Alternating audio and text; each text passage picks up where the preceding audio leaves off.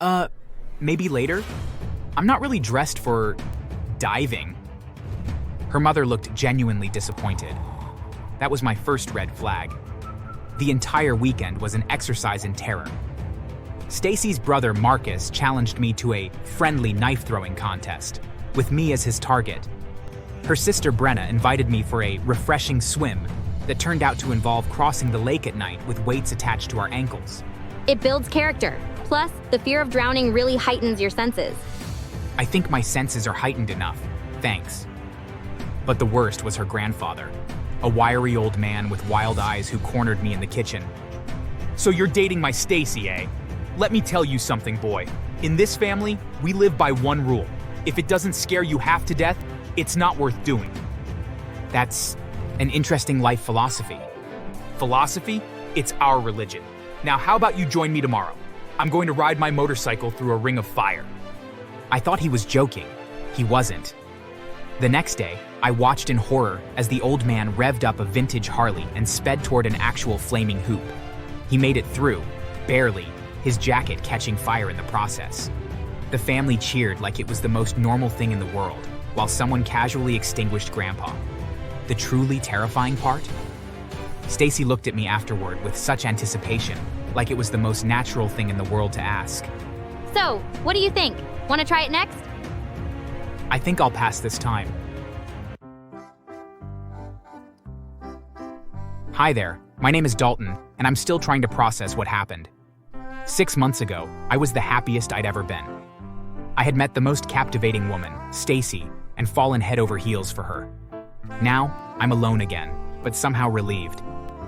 Let me tell you how I went from being madly in love to orchestrating the event that would eventually free me from what turned out to be the most dangerously unhinged family I've ever known. I met Stacy at a local coffee shop. I was working on my laptop when she slid into the seat across from me without invitation. That seat taken? All the others are full. They weren't. There were at least 3 empty tables, but something about her confident smile made me play along. "All yours." Thanks. I'm Stacy, by the way. You come here often? It was such a cheesy line, but coming from her, it worked. Stacy was stunning.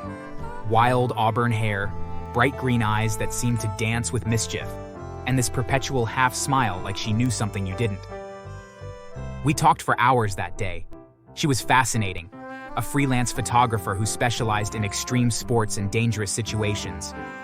She dangled from helicopters to get the perfect shot, swum with sharks, and once even photographed an active volcano from mere feet away. I was enthralled. As we started dating, I noticed Stacy had some peculiarities. She never used elevators, preferring to race me up 10 flights of stairs. She drove fast, dangerously fast, and laughed when I white-knuckled the door handle.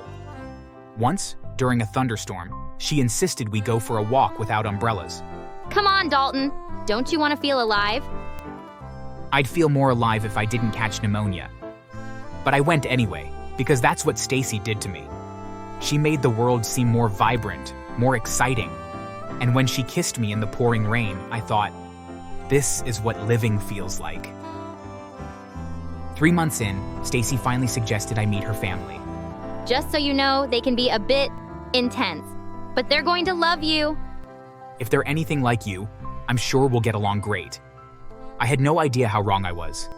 The family gathering was at their sprawling country house, complete with its own lake. As we pulled up the long driveway, I saw a man in his 50s dangling from the roof by what appeared to be a homemade bungee cord. Oh, Dad's testing his new elastic formula again. Your dad makes his own bungee equipment? Of course! Store-bought just doesn't give the same rush. Before I could process this, a woman who had to be Stacy's mother came sprinting toward our car, wearing what looked like a wingsuit. Stacy, darling, you're just in time. I've been working on cliff diving with this new suit design. Mom, this is Dalton. Lovely to meet you, dear. Care to join me for a quick dive? The lake's only about 100 feet down. Maybe later? I'm not really dressed for diving. Her mother looked genuinely disappointed. That was my first red flag. The entire weekend was an exercise in terror. Stacy's brother Marcus challenged me to a friendly knife-throwing contest, with me as his target. Her sister Brenna invited me for a refreshing swim that turned out to involve crossing the lake at night with weights attached to our ankles. It builds character. Plus, the fear of drowning really heightens your senses. I think my senses are heightened enough, thanks. But the worst was her grandfather, a wiry old man with wild eyes who cornered me in the kitchen. So you're dating my Stacy, eh? Let me tell you something, boy. In this family, we live by one rule. If it doesn't scare you half to death, it's not worth doing. That's an interesting life philosophy. Philosophy? It's our religion. Now how about you join me tomorrow? I'm going to ride my motorcycle through a ring of fire. I thought he was joking. He wasn't. The next day, I watched in horror as the old man revved up a vintage Harley and sped toward an actual flaming hoop. He made it through, barely, his jacket catching fire in the process. The family cheered like it was the most normal thing in the world, while someone casually extinguished Grandpa. The truly terrifying part? Stacy looked at me afterward with such anticipation, like it was the most natural thing in the world to ask. So, what do you think? Want to try it next? I think I'll pass this time. Oh, come on! Don't be such a buzzkill, it's perfectly safe. Your grandfather's jacket literally caught fire. That's just part of the fun. I managed to avoid the motorcycle stunt, but over the next few months, I found myself being gradually pulled into their insanity. I went cliff jumping from what they called a beginner's height of 30 feet. I participated in a homemade toboggan race down a rocky hillside that left me with 16 stitches. I even let them strap me to a weather balloon to see how high it would go before I panicked and cut myself loose at about 50 feet. Each time I tried to back out, the family would close ranks. Don't tell me my daughter's fallen for a coward. It's just a little adrenaline, dear. It won't kill you, probably. Please, Dalton? For me? And every time, I gave in. Because I loved Stacy, or at least I thought I did. The breaking point came when they invited me for what they called a special family tradition. Apparently, when someone was about to become an official part of the family, they had to complete an initiation ritual. Stacy's father pulled me aside with a gleam in his eye. So, Dalton, we've been watching you, and we think it's time. Time for you to become a true member of our family. What exactly does that mean? Cave diving. But not just any cave, Devil's Throat. It's an underwater cave system about 2 hours from here, completely unmapped. Some say it goes for miles. We'll all go together, swim as deep as we can, and then find our way back. No safety lines, no backup oxygen, just pure survival instinct. I felt physically ill. That sounds incredibly dangerous. Of course it is. That's the point. Stacy's brother almost didn't make it back when he did it. Unconscious for the last 100 yards. Had to be resuscitated on the shore. What a rush, eh? That night, as Stacy slept beside me, I realized I needed to get out.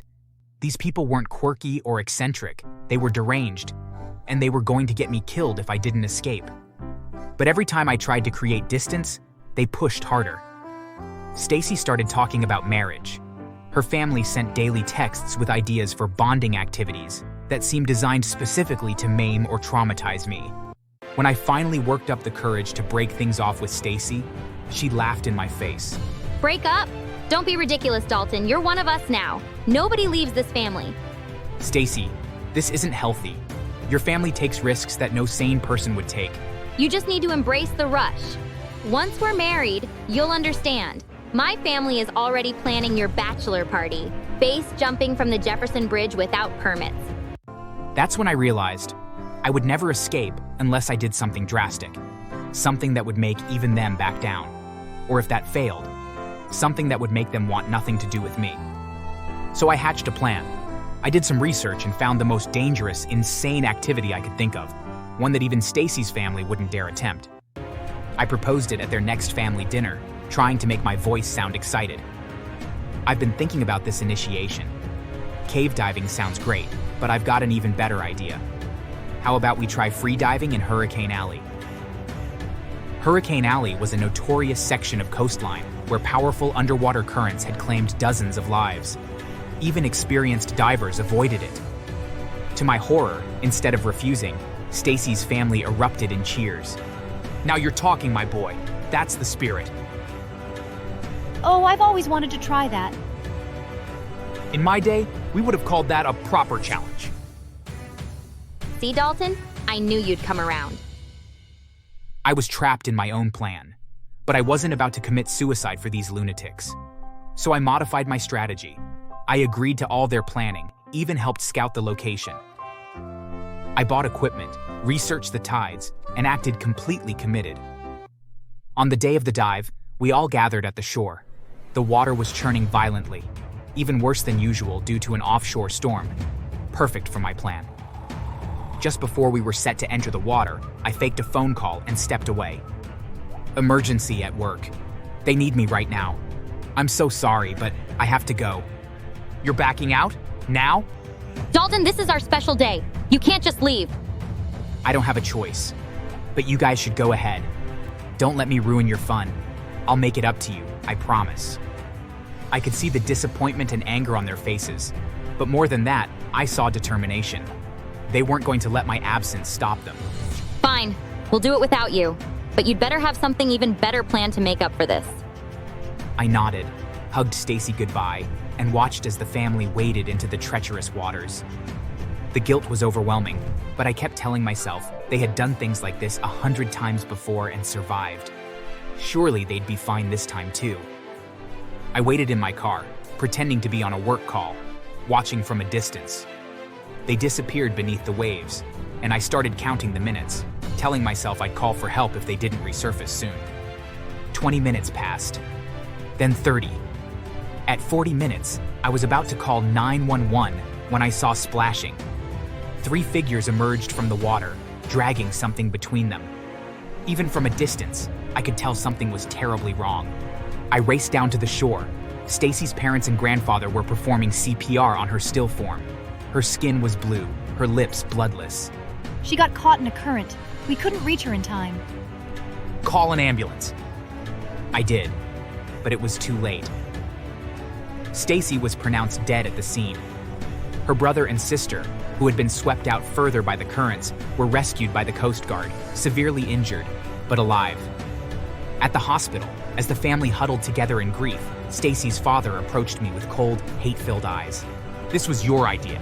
You planned this, and then you conveniently had to work? I never thought you'd actually go through with it. I was trying to suggest something so dangerous that you'd realize how crazy all of this is. Get out. We never want to see your face again. I left, consumed by guilt, but also by a terrible relief. In trying to escape them, I had caused a tragedy. But I knew the truth. They would have eventually killed themselves anyway with one of their stunts, and possibly me along with them. The family never contacted me again. I heard through mutual friends that they blamed me entirely for Stacy's death. In their minds, I was the villain who had pushed their daredevil lifestyle too far. Sometimes I still dream about Stacy and her wild laugh. I wonder if I could have saved her somehow, convinced her to leave her family's dangerous obsessions behind. But deep down, I know the truth. Stacy was never the normal one in her family. She was just as addicted to the rush as the rest of them. I was just too blind to see it until it was too late. I'm free now, but freedom has never felt so heavy. Thanks for watching. If you don't subscribe in the next 5 seconds, your partner will come from a family like Stacy's.